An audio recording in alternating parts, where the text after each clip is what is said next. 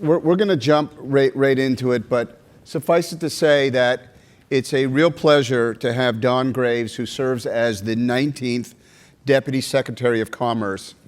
And when you think about an agency that touches American lives, this is an agency that touches every aspect of American lives, with the over 50,000 employees at the Department of Commerce.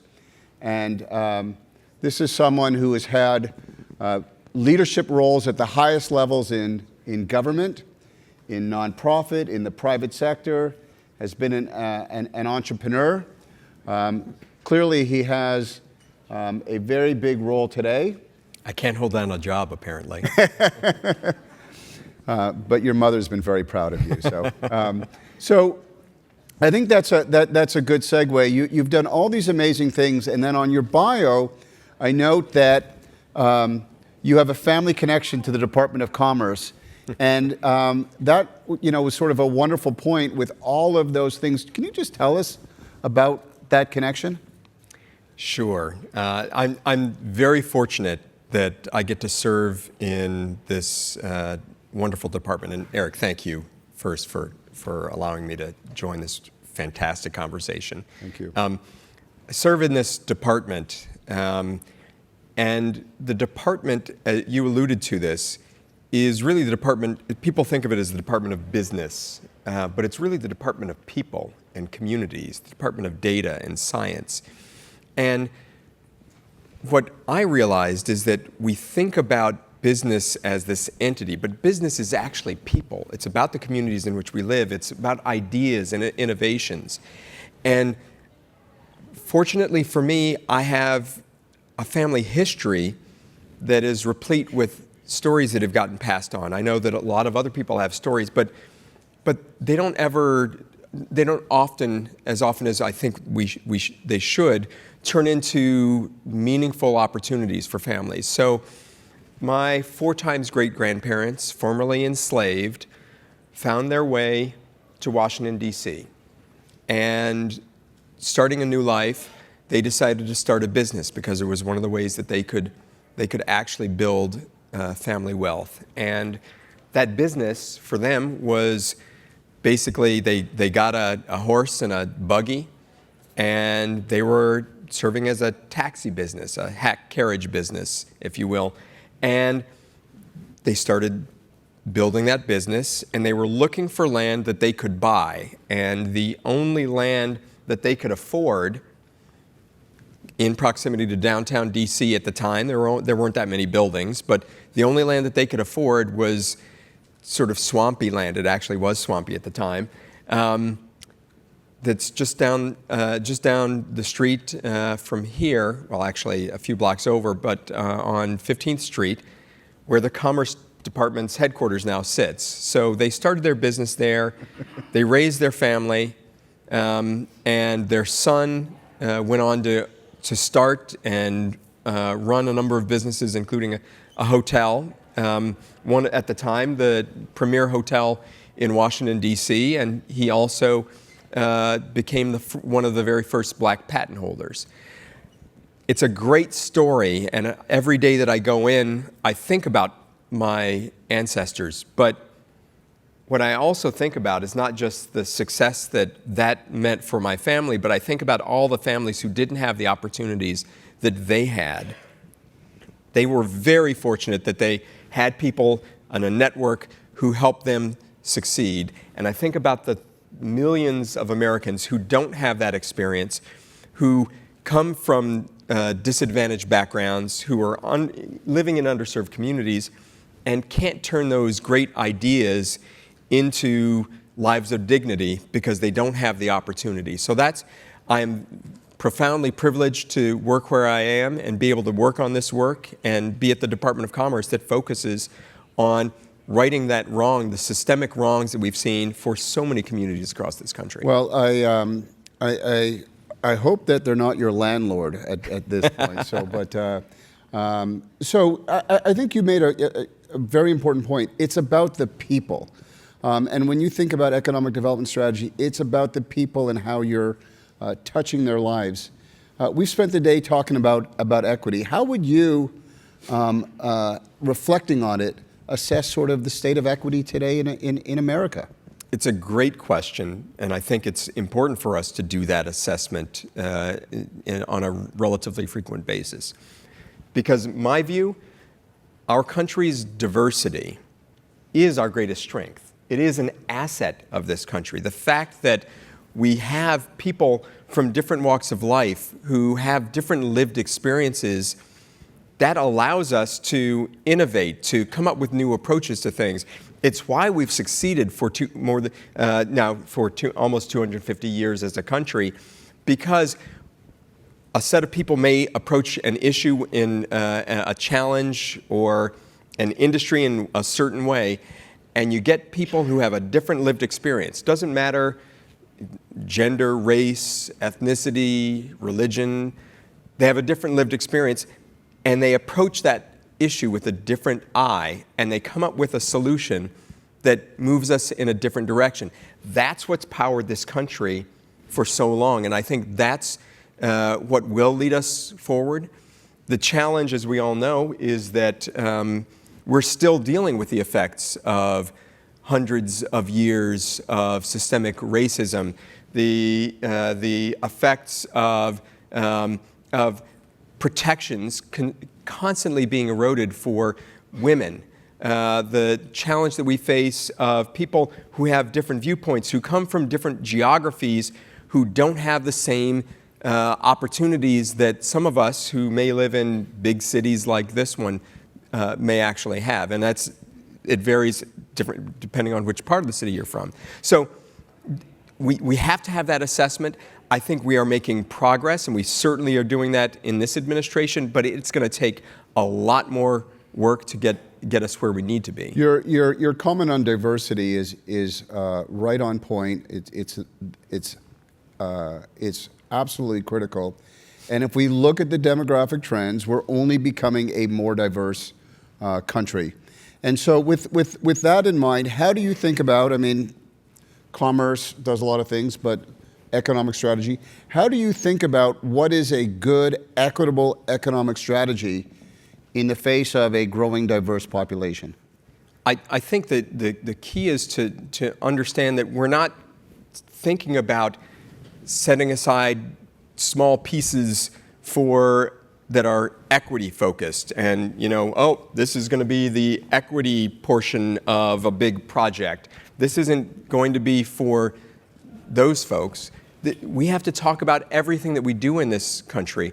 Kellogg Foundation a few years ago did a study that showed that if we eliminated or began eliminating the racial equity gap in this country, we would be an $8 trillion bigger economy. And when you're talking about $26 or $27 trillion, $8 trillion is real money. So this is not about black or versus white or anything in between. This is about capitalism. If we want a stronger economy, if we want to succeed as a country in the global environment, if we want to win in producing the best chips, if we want to make sure that we're leading in supercomputing, if we want to drive clean tech and biotech, we have to invest in ways that opens up doors and opportunities for businesses and people of all types in every corner of the country. That's why we're making investments like Internet for All, to make sure that every household, every family, every business in this country has access to high-speed internet, because that means that you can get educated. We all remember what happened in the pandemic, and I spoke with folks on a reservation about this. I talked with folks in rural communities where a parent had to choose which of their kids got to go to school on a given day. Well, yes, that impacts that community and those kids, in huge ways, but it also means that we aren't getting the education that we need in this country to be able to outcompete our competitors around the world, and especially our adversaries. So it's important for us to invest for our long-term economic health. This is not, again, equity is important because of the economy. From my perspective, it's not just about making sure that we're righting the wrongs of the past. So as you say, equity is part and the critical part.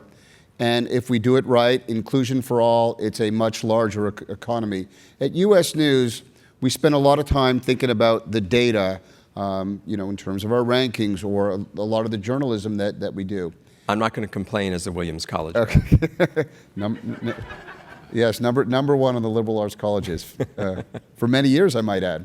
But how do you think about the measurements that you do? Is there a way to measure how equity is improving, getting better, or is it part of just the larger pie? So there's a few things. We can certainly, we at the Department of Commerce, it includes the Census Bureau, it includes the Bureau of Economic Analysis. We look at the economy and how it impacts all of our communities. So we can certainly look at where our communities are succeeding and where they're not succeeding. But we also are looking at it so the National Institute of Standards and Technology is also part of the Commerce Department. And we measure and we create standards on just about everything. One of the things that we've done is to create something that we've called the Business Diversity Principles. It's principles that we worked with the private sector on, a range of partners across the country, to identify what makes a firm a stronger firm. The business diversity principles are really business principles. And the things that we thought about are executive leadership, HR capacity, organizational strategy, the human resource approach to building a workforce. It's all these organizational strategies that are effective at making your company more successful. What we found is that these business diversity principles, any company can adopt. Those that have adopted those principles, maybe without thinking, certainly without knowing about the Commerce Department's principles, they outperform their competitors. So that's one easy measure of how we're doing around equity, how a company is performing versus its competitors. If they've adopted these business diversity principles, more than likely, controlling everything else, they are going to outperform their competitors. So those are the types of things that we're trying to drive out to the country as we're reinventing our industries, as we're rebuilding our manufacturing, helping communities, helping businesses to recognize that they need to adopt these principles as part of what they're doing for their own economic health and for the competitiveness of our country. So let's end on leadership. I think that those are a great set of principles to impart to companies around the country. How do you improve your business strategies to think about many of these principles? And as you point out, have shown to make great progress when compared to the competitors. Talk a little bit about your own leadership principles. What are one or two of the principles that guide you, and what can you leave us with as we end our day today? Well, let me. And no pressure.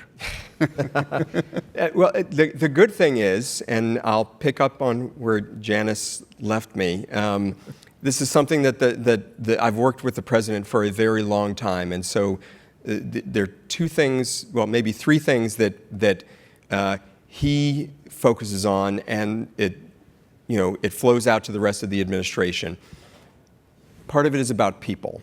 It's making sure that the people that we surround ourselves with are reflect the lived experience of this country, because until we understand where this country is and where people are coming from all across the country, how can we adequately represent them and provide them with the resources, the support, the engagement, the investment that they need?